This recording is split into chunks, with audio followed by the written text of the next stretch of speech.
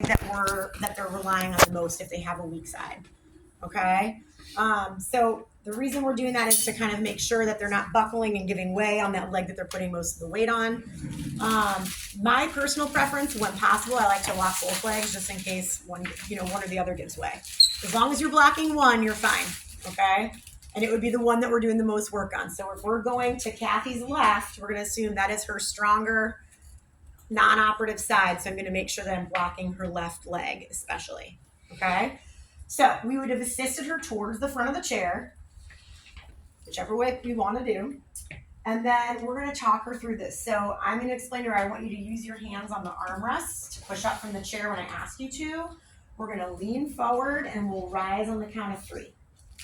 Okay, so if I'm just blocking one knee, I can do it this way. I can do it with my knees. However, as long as you have good body mechanics and you're able to have that point of contact to stabilize. All right, so we're just going to first come up to standing.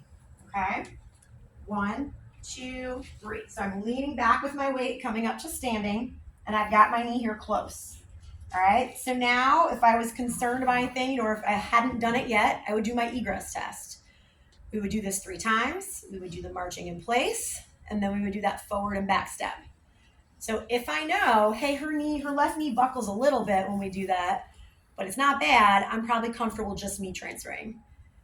If she's like, ooh, it's getting a little dicey, I'd either get a second person, or if I think, hey, this is just a bad idea, we're going to learn other methods of transferring that might be safer. Okay? So now I can instruct Kathy to either reach for that armrest if she's able to, but it's kind of a far reach, so I probably wouldn't have her do that. We don't want her bent over trying to do that. And I would have her slowly take some steps. So we're going to step. Good.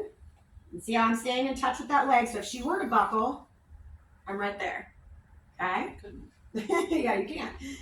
And then once we get to that next surface, we want to back up till we feel it against our legs.